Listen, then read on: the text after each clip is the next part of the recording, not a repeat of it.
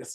మంత్రివర్గ విస్తరణ ఉండబోతున్నదంటున్నారు. అందులో బీసీలకు గూడా న్యాయం చేస్తామంటున్నారు. ఒకవైపు రెడ్డి సామాజిక వర్గము, అదేవిధంగా ఎస్సీ సామాజిక వర్గం అంటున్నారు. సో, ఉండే అవకాశం ఉందా మంత్రివర్గ మంత్రివర్గ విస్తరణ తప్పనిసరి అయితదండి. హ్మ్. నేను అనుకోవడము హ్మ్. డెఫినెట్‌గా ఈ స్థానిక సంస్థల ఎన్నికల కంటే ముందే మంత్రివర్గ విస్తరణ జరుగుతది. హ్మ్.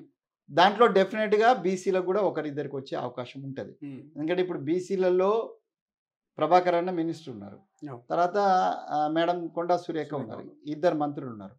సో, ఇద్దరు విప్పులుగా ఇచ్చినారు. అవును. ఏది మన వీరయ్య కావచ్చు, ఐలయ్య గారును మన అల్లూరి లక్ష్మణ్. మన ఏది సీనన్న హ్మ్. ఏది మన కొండగొట్టు. సిరిసిల్ల సిరిసిల్ల. అదే మన వేములవాడ ఎమ్మెల్యే వేములవాడ.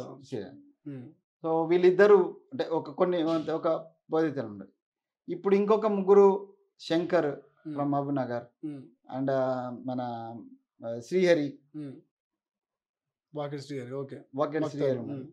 వకెట్ శ్రీహరి ముదిరాజు కాబట్టి అతనికి ఇస్తాను మొన్న సీఎం గారు ఎమ్మెల్యే అంటే ఎంపీ ఎలక్షన్ టైంలో కూడా ఒక స్టేట్మెంట్ ప్రామిస్ ఇచ్చారు. చేసినారు కాబట్టి శ్రీహరికి అవకాశం ఉంటుంది. హ్మ్. సో అదే జిల్లా నుంచి మరి ఎక్కువ మంది అయితే శంకర్కు మరి ఏమైనా ఆల్టర్నేటివ్ షాద్‌నగర్.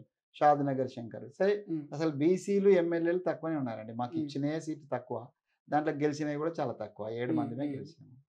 సో 7 మందిలో సరే ఇద్దరికైతే ఆల్రెడీ మినిస్టర్ వచ్చి ఇంకొక మినిస్టర్ కంపల్సరీ వస్తది. ఓకే. సో రిమైనింగ్ దాంట్లో ఇంకా కులాల గణను నేను అనుకోవడం కులాల దాని బేస్ కంటే ఎక్కువ హ్మ్. కొంత సీనియారిటీని దీన్ని హ్మ్. దృష్టిలో పెట్టుకొని హ్మ్.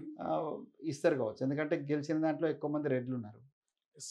వెల్మలు కూడా ఉన్నారు, రెడ్లు ఉన్నారు. వాళ్ళ సీనియర్ వాళ్ళు కూడా ఉన్నారు. సుదర్శన్ రెడ్డి గారు లాంటి అవును. సీనియర్స్ కూడా ఉన్నారు. హ్మ్. మా దగ్గర ప్రకాష్ రెడ్డి గారు సీనియర్ ఉన్నాడు.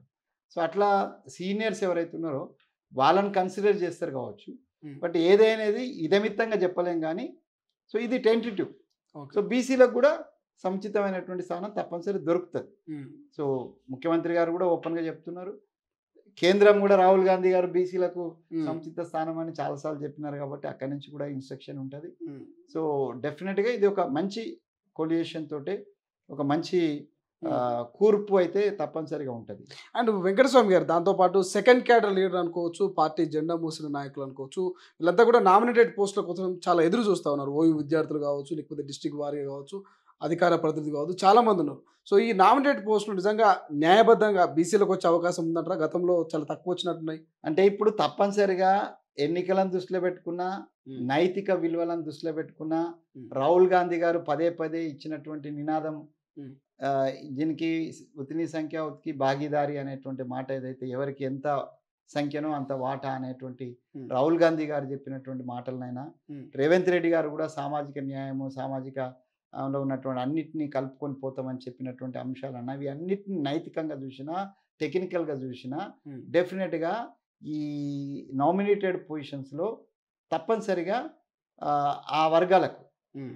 అందులో కూడా ముందు నుంచి కాంగ్రెస్‌లో పనిచేసిన వాళ్ళకి ఇస్తే డెఫినెట్‌గా అది మాకు లాభం అయితది. అది న్యాయం అయితది, లాభం అయితది. సో అది అట్లనే జరుగుతదనేటువంటి విశ్వాసం నాకుంది. యెస్. అసలైన తొలి వెలుగు.